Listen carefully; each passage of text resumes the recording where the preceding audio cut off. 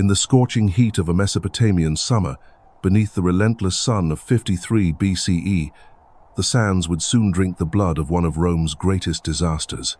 Here, in the desolate plains near a forgotten town called Carrhae, the most powerful empire the world had ever known was about to face a humiliation so complete, so devastating, that it would echo through the corridors of history for centuries to come. This is the story of Marcus Licinius Crassus, the richest man in Rome, whose insatiable hunger for glory led 7 legions into a trap from which few would ever return. But to understand how Rome's seemingly invincible war machine could be shattered in a single day, we must first journey back to the marble halls of the Eternal City, where 3 titans of power forged a secret alliance that would reshape the ancient world. For this was not merely a battle between armies. It was the collision of 2 civilizations, 2 ways of war, and 2 men whose ambitions would determine the fate of empires. In the shadows of the Roman Forum, where senators debated and citizens gathered, whispers spoke of the 3-headed monster. This was no mythical beast, but something far more dangerous.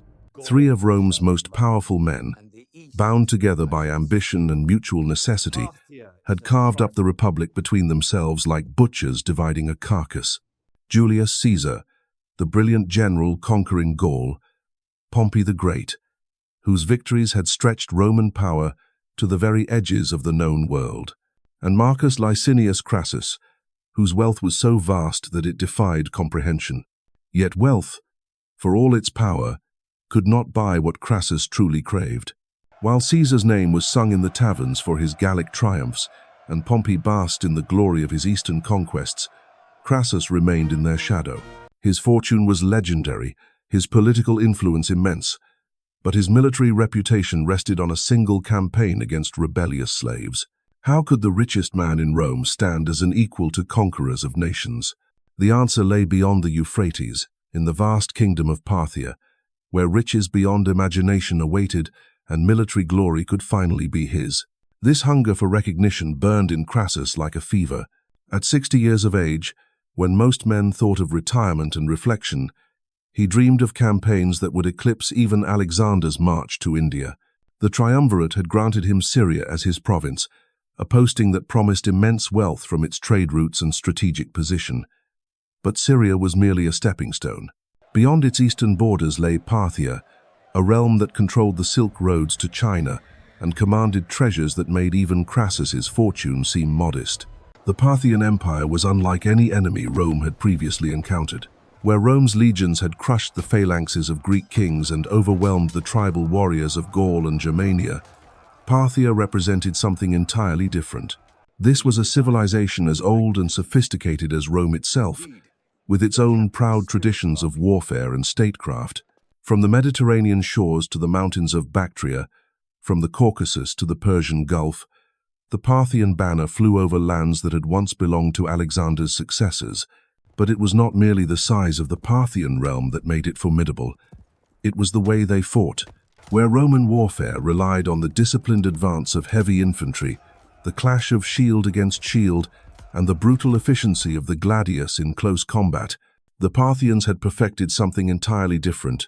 They were the masters of the horse and bow, warriors who could strike like lightning and vanish like smoke, leaving only death in their wake. At the heart of Parthian military might lay 2 distinct but complementary forces: the Cataphracts, heavy cavalry encased in scale armor that gleamed like dragonhide, rode horses equally protected by mail and bronze. These were the hammer that could shatter any line foolish enough to stand against their charge. But it was the horse archers who truly defined Parthian warfare. Mounted on swift horses, armed with powerful composite bows, they could rain death from distances that Roman javelins could never reach. Most terrifying of all was their signature tactic, the Parthian shot, where retreating horsemen would twist in their saddles to loose arrows at pursuing enemies, turning every retreat into another opportunity to kill. The man who commanded these forces was no mere barbarian chieftain, but a general whose tactical genius would soon be whispered in the same breath as Hannibal and Alexander. Surena, scion of one of Parthia's greatest noble houses, possessed not only the wealth to maintain a private army, but the strategic brilliance to use it with devastating effect. Ancient sources tell us he traveled with 1,000 camels for his baggage train and 200 carriages for his concubines, while 1,000 heavy cavalry and countless light horsemen formed his personal retinue. This was no mere commander, but a prince of war whose very presence on the battlefield could shift the balance of nations. When word reached the Parthian court that Roman legions were massing in Syria, King Orodes divided his forces with the calculated precision of a chess master. He would personally lead the main army north to punish Armenia for its alliance with Rome, while Surena would take a smaller force to observe and harass the Roman advance. It was a decision that spoke to either supreme confidence or fatal underestimation. No one, not even Orodes himself, expected Surena's relatively modest force to achieve more than delaying the Roman advance. Meanwhile, in the bustling streets of Antioch, Crassus assembled what he believed would be an unstoppable war machine. 7 full legions of Roman infantry, each man a veteran trained in the brutal efficiency that had conquered half the world. 4,000 light troops to screen the advance and exploit opportunities. Nearly 4,000 cavalry, including 1,000 Gallic horsemen, led by his beloved son Publius, fresh from their victories in Caesar's Gallic campaigns. In total, over 30,000 men marched under the Roman eagles, a force larger than any that had crossed into Parthian territory. The omens, however, spoke of disaster. As the army prepared to cross the Euphrates at Zeugma, the ancient ford that marked the boundary between the Roman and Parthian worlds, eagles fell from the sky and sacrificial animals fled the altars. The priests muttered of angry gods and inauspicious signs, but Crassus dismissed such superstitions. What could omens matter when he commanded the finest soldiers in the world and carried the wealth to hire any mercenary army he might need? Yet even as the legions crossed the muddy waters of the Euphrates, forces beyond their knowledge were already in motion. Ariamnes, the Osroene chieftain who had once served Pompey faithfully, now whispered lies into Crassus's ear. The route through Armenia was treacherous, he claimed. The mountain passes were too narrow for so large an army. Better to march through the open plains of Mesopotamia, where Roman discipline and organization could be brought to bear most effectively. It was advice that seemed reasonable, even wise, from a man whose knowledge of the region was unquestioned. What Crassus could not know was that Ariamnes had already been bought with Parthian gold. Every word was calculated to lead the Roman army into terrain where Surena's cavalry would have every advantage, where the very strengths that made the legions invincible would become fatal weaknesses. As spring gave way to summer and the Roman columns advanced deeper into Mesopotamia, they were not marching toward conquest, but toward the most carefully prepared trap in military history. The sun climbed higher as Crassus pushed his army deeper into the furnace of Mesopotamia. Behind them, the Euphrates grew smaller with each passing day, a thin line of green that marked the boundary between the world they knew and the vast emptiness that stretched ahead. The Roman columns moved with mechanical precision across the sun-baked plains, their armor glinting like a river of bronze and steel. But the landscape around them remained ominously empty. No birds sang in this desolation. No farmers tended fields. Even the wind seemed to hold its breath. For weeks, they had encountered nothing but abandoned villages and empty wells. The very silence should have warned them, but Roman confidence ran deeper than caution. These were the legions that had crushed Gaul and humbled Germania. What could a few horse archers do against the disciplined might of Rome's finest? Yet as they marched, unseen eyes watched from distant ridges, and swift riders carried word of their every movement to Surena's camp. The Parthian commander had used these weeks well. While Crassus plodded through the desert, Surena had been weaving a web of intelligence and deception that would soon trap his prey. Local guides fed the Romans false information about water sources and safe routes. Merchants who appeared friendly carried detailed reports of Roman strength and disposition back to Parthian scouts.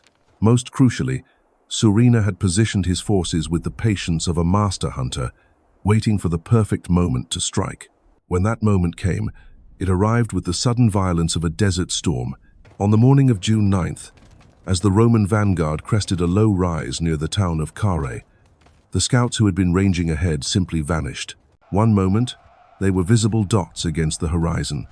The next, they were gone, swallowed by the shimmering heat haze that danced across the plains. Then came the sound that would haunt Roman nightmares for generations, a low rumble at first, like distant thunder, but growing steadily louder and more distinct. The earth itself seemed to pulse with an alien rhythm. Thousands of war drums, beaten by invisible hands, filled the air with a sound unlike anything Roman ears had ever heard. It was not the clean note of Roman trumpets, or the wild war cries of barbarian tribes, but something deeper and more primal. The very sound seemed designed to crawl into a man's bones and shake his courage loose. Horses began to shy and stamp nervously. Even veteran centurions found their hands tightening unconsciously on their sword hilts. Then they appeared, emerging from the heat shimmer like phantoms given form. At first, just a thin line of horsemen on the horizon, so distant they might have been mirages. But the drumbeat grew stronger, and the line grew thicker, until it became clear that what approached was not a scouting party but an army. Yet it was an army unlike any the Romans had ever faced. No dense blocks of infantry, no siege engines or baggage trains stretching to the horizon, just cavalry, thousands upon thousands of mounted warriors flowing across the landscape like a tide of death. Crassus felt the first cold touch of doubt as he studied the approaching force through the dust and glare. This was not what his intelligence had promised. Ariamnes had spoken of a few thousand horsemen at most, raiders to be swept aside by disciplined legionaries. But what he saw before him was something far more dangerous. The enemy moved with a coordination that spoke of professional soldiers rather than tribal levies. Their formations shifted and flowed with the fluid grace of men who had spent their lives in the saddle. At their head rode a figure that commanded attention even at distance. Tall and straight in his saddle, his armor catching the sun like polished silver, Surena looked every inch the prince of war that he was. Behind him came his Cataphracts, heavy cavalry whose horses and riders alike were encased in gleaming scale armor. They moved like a steel avalanche, unstoppable and terrifying. But it was the cloud of lighter cavalry that surrounded them which truly caught the Roman eye. Horse archers by the thousand, their bows ready, their quivers full, their faces hidden behind veils that made them look like spirits of the desert itself. The psychological warfare began before the first arrow was loosed. Surena had hidden the true size of his force behind his advance guard, allowing only a fraction of his strength to be visible as they approached. To the Romans, it appeared they faced a manageable enemy, perhaps 3,000 or 4,000 horsemen, but as the distance closed, more and more riders seemed to materialize from the heat haze until the entire horizon writhed with mounted figures. Then came the revelation that would shake Roman confidence to its core. At a signal from their commander, the Cataphracts threw off the dark cloaks that had concealed their armor. In an instant, what had appeared to be a modest force of lightly armed cavalry was revealed to be something far more formidable. The sun struck their scaled armor like lightning, sending blinding flashes of light dancing across the battlefield. Horses and riders alike gleamed like creatures forged from precious metal, their lances rising like a forest of steel points. The sight was calculated to inspire terror, and it succeeded. Even veteran legionaries who had faced the war elephants of Pyrrhus and the chariots of British kings found themselves shaken by this display. Here was an enemy that combined the mobility of light cavalry with the striking power of heavy infantry, something Roman tactical doctrine had never been designed to counter. Worse still, the endless drumbeat continued, a hypnotic rhythm that seemed to drain Roman will while filling their enemies with supernatural energy. Crassus now faced the first critical decision of the battle, and the weight of command pressed down on him like a physical burden. His lieutenant Cassius, a man whose military experience stretched back decades, urged the traditional deployment. Form the legions in their standard battle line, infantry in the center with cavalry on the flanks. It was a formation that had won 100 battles from Spain to Syria, proven and reliable as sunrise itself. But doubt gnawed at the Roman commander. The enemy before him was not fighting by the rules he understood. Traditional tactics assumed an enemy who would eventually close to sword range, where Roman discipline and superior equipment would tell. These Parthians showed no such intention. Already their horse archers were beginning to spread out, threatening to envelope the Roman flanks entirely. A standard battle line would be stretched too thin, vulnerable to exactly the kind of encirclement that Parthian mobility made possible. In a moment that would be debated by military historians for centuries, Crassus changed his mind. Instead of the proven line formation, he ordered his army into a hollow square, 12 cohorts to each face, the cavalry protected within, the formation bristling with spears and shields like a giant hedgehog. It was a defensive posture, designed to prevent flanking attacks and provide mutual support from all sides. In theory, it was the perfect counter to mobile cavalry tactics.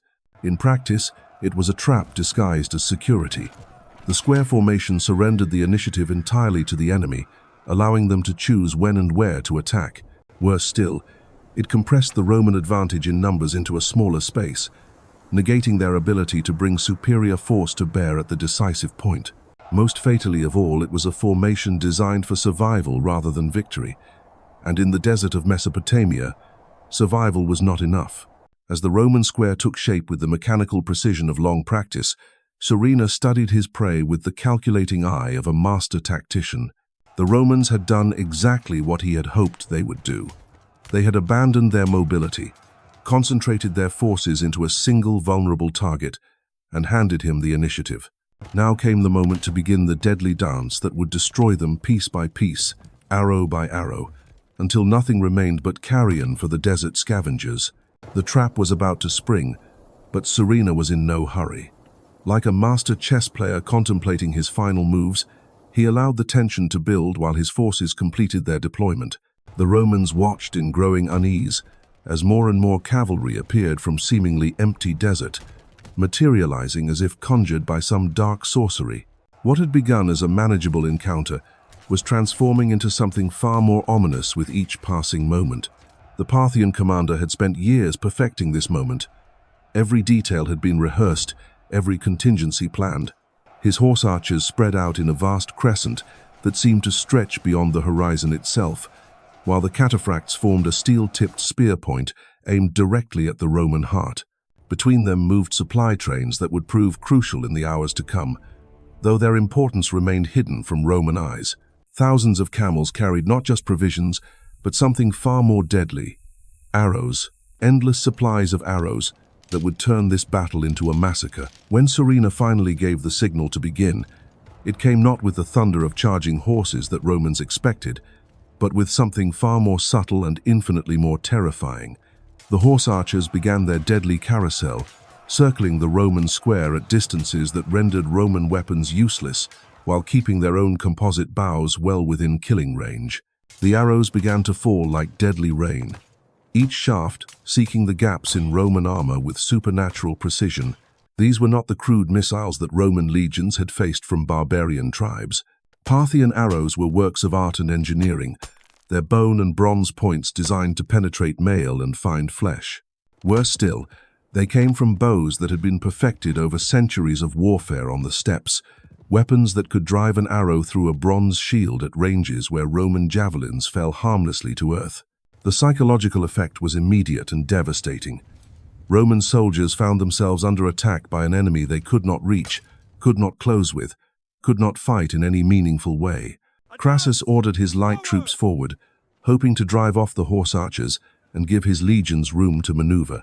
But the skirmishers who had served Rome so well in other campaigns found themselves hopelessly outmatched. The Parthians simply fell back beyond javelin range, then wheeled and returned with interest, their arrows finding targets among men who had nowhere to hide.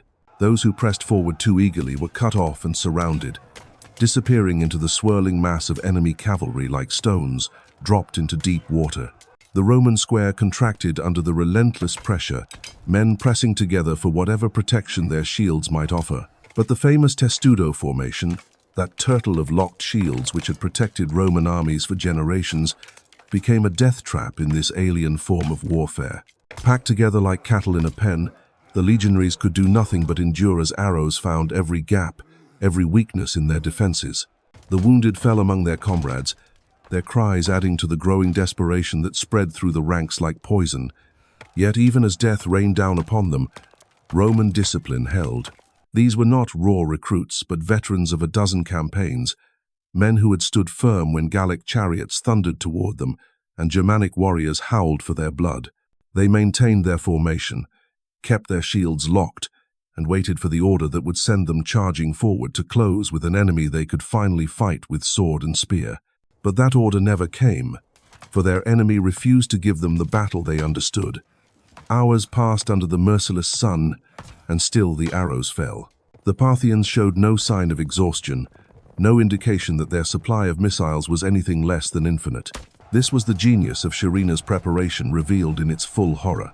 While Roman armies carried enough javelins for a single engagement, the Parthian baggage train ensured that their horse archers would never lack for ammunition. Camels laden with bundled arrows moved constantly between the supply base and the fighting line, keeping every quiver filled and every bow busy. The heat became another enemy, as brutal as the arrows themselves. Trapped within their armor, pressed together in the suffocating confines of the square, Roman soldiers began to collapse from heat exhaustion even before wounds could claim them. Water became more precious than gold, but there was no relief to be found in that furnace of metal and flesh.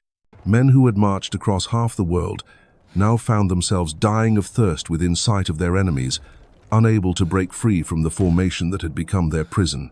It was then that Crassus made the decision that would seal his fate and doom his son. Unable to endure the passive slaughter any longer, he ordered Publius forward with the cream of his cavalry. The young man was to lead 1,300 Gallic horsemen, supported by archers and picked legionaries, in a desperate attempt to break the deadlock. It seemed like tactical genius to the desperate Romans watching from the square. The Gauls were superb cavalry, veterans of Caesar's campaigns who had broken Germanic tribes and scattered British chariots. Surely they could sweep away these desert horsemen and give the legions room to advance. Publius embraced the mission with the eager courage of youth and the pride of a Roman noble. Here at last was the chance for decisive action, the opportunity to prove that Roman valor could triumph over any enemy. As he led his men forward, the horse archers seemed to give way before them, retreating in apparent disorder. The Gauls pressed their pursuit with growing confidence, convinced they had finally found the key to victory. Behind them, the watching legions cheered as their cavalry disappeared into the swirling dust clouds that marked the edge of the battlefield. But Surena had orchestrated this moment as carefully as everything else. The retreating horse archers were not fleeing in panic, but executing a planned withdrawal, drawing the Roman cavalry away from the main body and into a carefully prepared killing ground. Once Publius and his men were sufficiently isolated, the trap was sprung with devastating efficiency. The Cataphracts, held in reserve for precisely this moment, charged into the scattered Gallic cavalry, while horse archers cut off every avenue of retreat. The battle that followed was as brief as it was brutal. The Gauls fought with desperate courage, their long swords flashing as they tried to break through the ring of enemies that surrounded them. But they were outnumbered, outmaneuvered, and fighting on ground chosen by their enemies. Their horses, magnificent though they were, could not match the endurance of mounts bred for desert warfare. Their armor, adequate for European battlefields, offered little protection against the specialized weapons of professional Parthian soldiers. Publius himself fought like a hero from the old stories, his sword cutting down enemy after enemy as he tried to rally his men and break free from the trap. But heroism alone could not overcome the mathematics of the situation. Surrounded and outnumbered, his force was systematically destroyed piece by piece. When the end came, it came with the stoic dignity that Romans prized above life itself. Rather than face capture and the shame that would bring to his family name, Publius fell on his sword, choosing death over dishonor in the manner of his ancestors. The sight that greeted Crassus when the dust finally settled was one that would haunt him for the few hours of life that remained. A Parthian rider approached the Roman square under the protection of a spear point, and upon that spear was mounted a trophy that struck the Roman commander like a physical blow. His son's head, the face still recognizable despite the wounds of battle, stared down at him with sightless eyes. The young man who had ridden out with such hope and courage was now nothing more than a gruesome ornament to enemy victory. The sands of Carrhae had drunk deeply that day, swallowing the blood of legions and the dreams of empire alike. Of the 30,000 men who had crossed the Euphrates with such confidence, barely 10,000 would ever see Rome again. Crassus himself would not be among them, meeting his end in the desert he had sought to conquer. The battle that was meant to crown his legacy instead became his epitaph, proving that even the mightiest empires can be humbled by the perfect storm of arrogance, deception, and tactical genius.